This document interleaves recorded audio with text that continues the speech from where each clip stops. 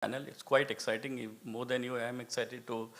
We already, when we are discussing what we'll be discussing in the panel and how we should talk about and focus, which will be a good takeaway for the audience. The discussion actually started there, and I had to stop the panelists saying that let's discuss on stage. So that's the energy which we have with all the panelists here. The topic itself, how e-tailers and the payment processor should come together for a secure transaction. We all do a lot of, you can say, online transaction and various sites, or whether it is online banking or online shopping or e-commerce on some of these, and we have Amazon and Freecharge and some of the people representing their set of community. We have seen a lot of security issues, frauds which are happening in those areas. And maybe, I don't know if any of you have witnessed any issue or any security issue or fraud. But then it's so easy as a customer for us to just go log in. This is what I want to buy. We click on that and add to the cart and make the payment and move out. And when we see what happens in the background, there's a hell lot of complex stuff which we are talking about. It's so easy as a customer to just say, and if there is an issue, we call up the customer care and blast them, this is what you have not done, this is the issue, and all sorts of, as a customer, our anger comes out on the person who have no idea what he is talking about, because they have their own limitation.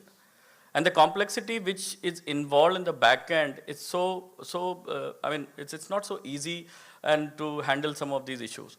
And that's where, when we were discussing with some of the panelists, and we were sharing our examples, some experiences on that, and we, as a customer, we said, okay, I said, okay, it was, no, this happened, that, and then suddenly they said, no, this is what the background issue is.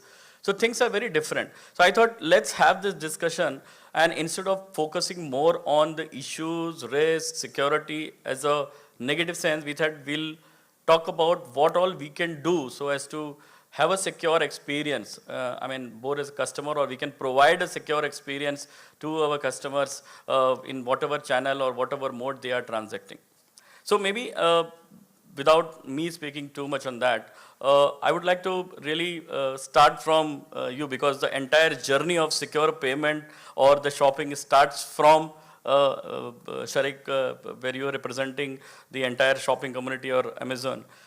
It's so easy for us to buy and make the transaction.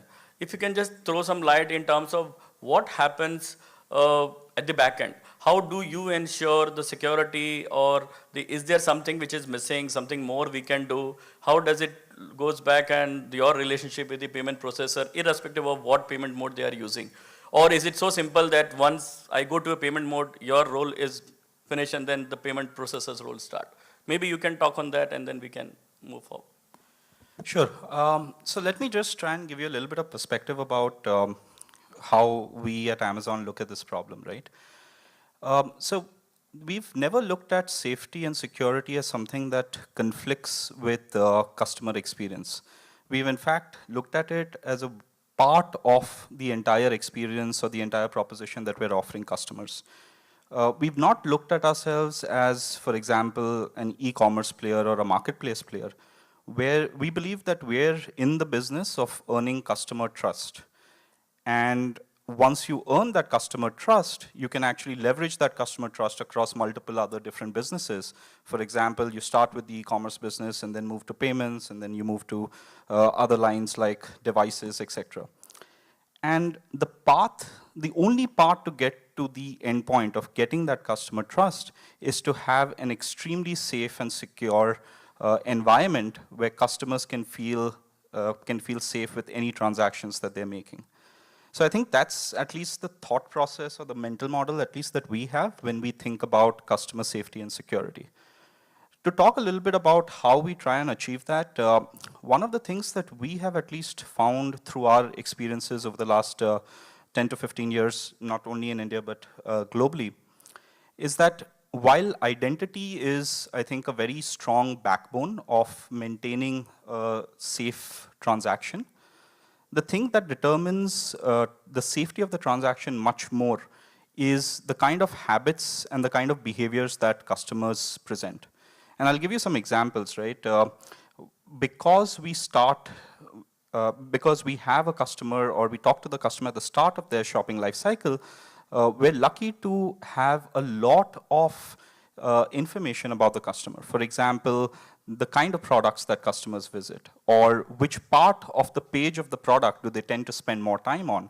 How do they actually arrive at that page? Do they arrive at it using search filters, or do they arrive at it using other browse nodes? And this is the kind of information that helps us fingerprint, in some ways, a customer.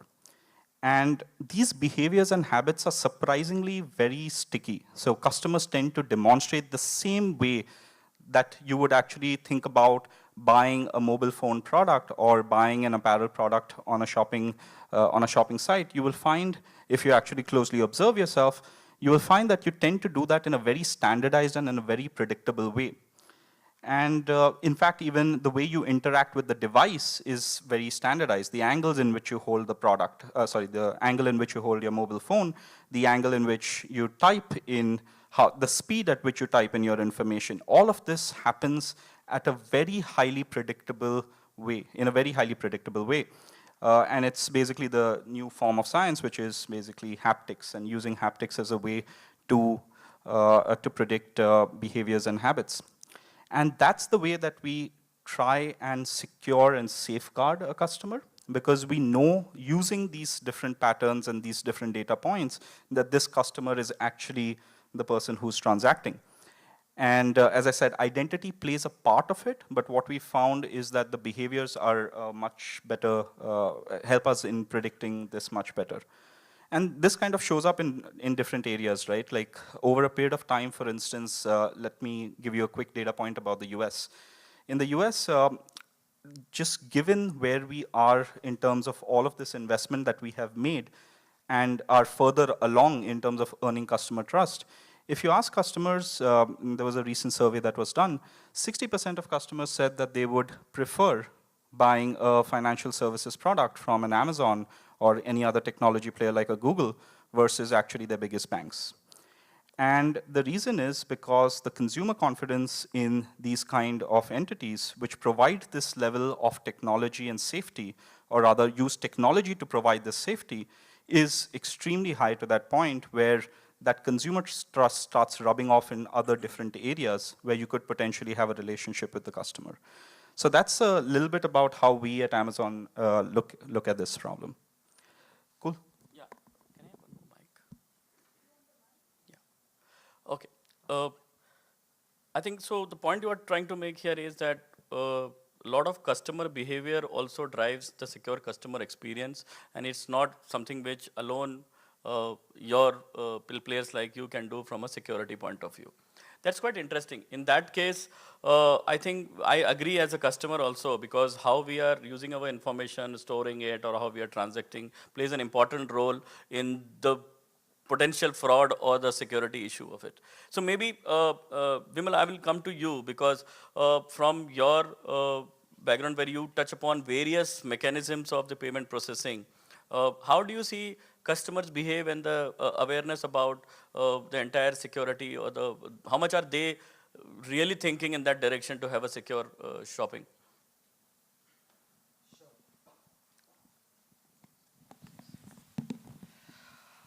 How many of us do online transactions? Is anybody who does not do online transactions? So all of us do.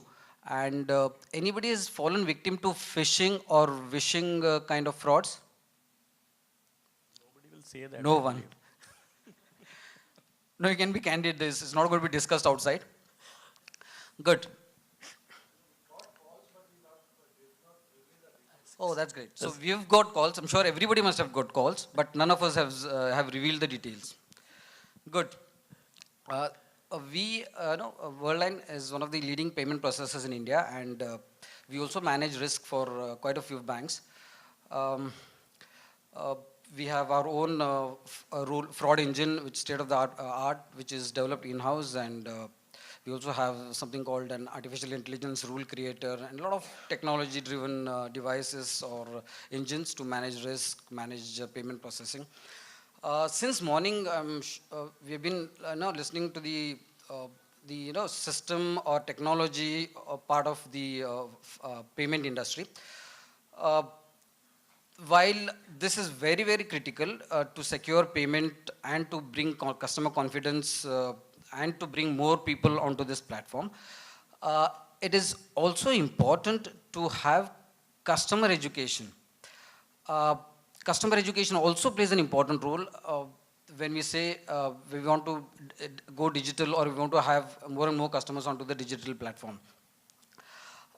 When we investigate, if you see the overall percentage of fraud, uh, half or major portion could be due to data breaches or falling data breaches or your personal credentials being compromised. But there is also certain portion of the frauds that are contributing because of customer ignorance. Customer, because they were ignorant, have compromised on the card credentials. And this aspect, since morning we've been speaking on the systems, on the architecture, on the infrastructure, but we need to also equally focus on the customer education. How are we going to educate our customers? How are you going to tell them what is the implication of clicking on a link that is coming to you, or sharing information, giving a personal credentials over a phone call that comes to you? All this is very important. And how are we going to do this? All the initiatives that you have taken so far, I don't think have yielded much fruitful results. So we need to come up with more innovative ideas, innovative ways of educating our customers. Supposing, just give an example. Today, if a new customer comes to do an online transaction, he faces with a bad experience, or a customer who is not wanting to do a transaction, he gets a fake call, a phishing call, and he parts with the his OTP or his card credentials, and there is a transaction there. Now, this customer is not even there on the net or on the digital platform, but he's already faced a bad experience. This customer is very unlikely that he'll come back. This will kill our industry, will kill our industry's hard work. So we have to ensure that this thing does not happen from the customer education point of view. And we need to educate our customers not only at the bank level or the merchant level or the retailer level. We need to imbibe this education maybe into our education system. This will bring a more knowledge or more awareness on the customer, and it will at least take care of the frauds that are taking place because of customer ignorance. The other part on data compromise and data security is being addressed this morning, and it is already being taken care of. The regulators are stressing upon. But this, on the customer education, I think we need to focus on. That's it from me. So the point you are making, I understood in terms of the customer education, other stuff. Now there are very well educated customer also who would really like to play the other way around. So there's so much of education that they will actually misuse those things in a very negative manner or malicious intent. Maybe I'll come back to you on that point again. But Abhishek, would you like to touch upon how I can violate some of these terms and condition or policy or where, or maybe also, and maybe I would also request